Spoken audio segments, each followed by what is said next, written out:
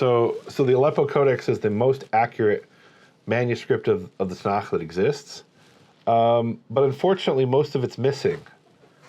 So we can't directly compare this manuscript to the Aleppo Codex, which is what we want to do. However, what we have are witnesses to the Aleppo Codex. And what do I mean by witnesses? There were people who went and examined the Aleppo Codex before the pieces went missing, the pieces of the Torah, and they gave us various types of information. They would say, we compared this section to this other section, this other version, and so there are scholars who have reconstructed what is in the Aleppo Codex down to the very letter in the case of the Torah. One of those is Menachem Cohen, who created the MG Keter database, which is available online. We'll throw up a link to it here. And then Rabbi Mordechai Breuer, he also reconstructed it. And then Professor Jordan Penkower, he then found more evidence, that's the new evidence book I refer to, that got down to some really fine details.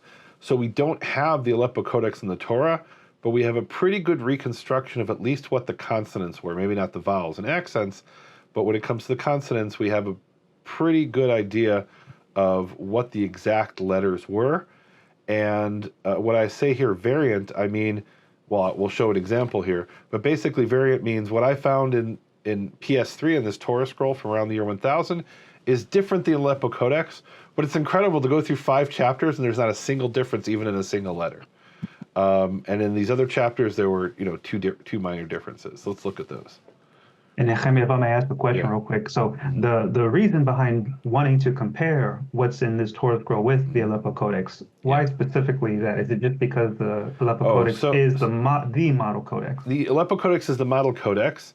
That's number one. And number two is people knew it was the model codex. Maimonides mentions that people used to come from all over the Jewish world to compare their manuscripts against the Aleppo Codex. And what that really means is the later you get, the more uniform the text becomes.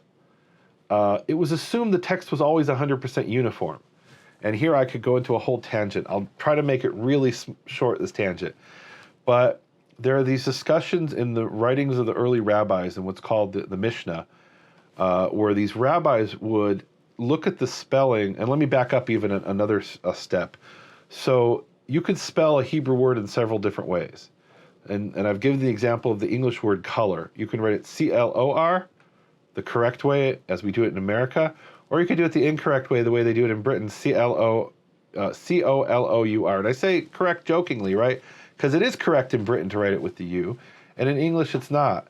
And do you know why that is? I heard this explanation recently. I don't know if it's true, but I love it. The reason I heard is that in the U.S. they would charge you by the letter when you wrote an ad. And so they had a tendency to reduce the number of letters wherever they could in print. And then it caught on. I don't know if that's true, but I love that explanation. But then you have differences that can't be explained that way, like center, C-E-N-T-E-R in America. And in England, it's C-E-N-T-R-E. And then we have a town in the U.S. called Center, C-E-N-T-R-E, which is, I don't know what the story is behind that. But maybe it's an homage to the British, or maybe it predates when the U.S. spelling was established. I don't know. So you have these different ways of spelling things, and it doesn't change the meaning. You have that in Hebrew, but in a much wider scale. So in the U.S., it divides between the U.S. in English, it divides between the U.S. and England. But in Hebrew, it's within the same verse that could be spelled different ways. So it's not geographical. We don't actually even know the reason. We have some ideas, but we don't know for sure the reason why it would be spelled one way or another. And maybe it's no reason. Maybe it's just the whim of the scribe as he was writing. So the early copyists, and I use the word early loosely, because what do you mean by early copyists, right?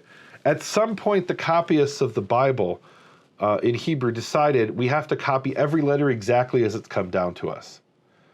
And so the letters became fixed down to the details of whether it was a variation of spelling. We literally have examples where the same word is spelled twice, spelled 2 different ways in the same verse, and there are rules about it has to be spelled this way the first time and that way the second time. And then these rabbis come along and they start to read meaning into these spellings. They say, oh, this is spelled here with a vav, and the other word doesn't have the vav, and so that vav has extra meaning. Okay, now I don't agree with the Vav having extra meaning, but it shows you that by the end of the 1st century of the Common Era, the spelling was fixed down to the letter. However, the final version of that spelling is considered the Aleppo Codex, right? In other words, there are sometimes cases where a rabbi says, oh, it's spelled this way with the Vav, and then we look in our versions and it doesn't have a Vav, right? And he's talking about a specific word in a specific verse, and he's reading a whole story into that Vav, which it doesn't change the meaning, but he's reading a meaning into it. And we look in our version, it doesn't have a Vav, and that's because there's no Vav there in the Aleppo Codex. Now, the older your Bible manuscript is, the more different it will be from the Aleppo Codex, as a rule. The exception to that is Ashkenaz. That is, well, you saw Ashkenaz isn't exactly Germany, right? It's Europe. It's not even all of France, right? Southern France is part of Sfarad and for this purpose, right? But the area known as Ashkenaz had its own tradition, and there you could have a Torah scroll from the 15th century where there's hundreds of differences between that and the Aleppo Codex. But generally in the rest of the Jewish world, the Aleppo Codex was like this very powerful force that spread out. And as it spread out, it made the Bibles all across the Jewish world more and more uniform. And so if you find differences, that means you're probably dealing with a relatively old scroll. This happens to be an old scroll we know based on the type of writing, but it's still probably 75 years after the Aleppo Codex. And it shows you the influence of the Aleppo Codex in Egypt. Right? By this time, any differences that had existed, at least in the letters and other things, there were some differences. In the letters, those differences have almost been completely stamped out. So, wow.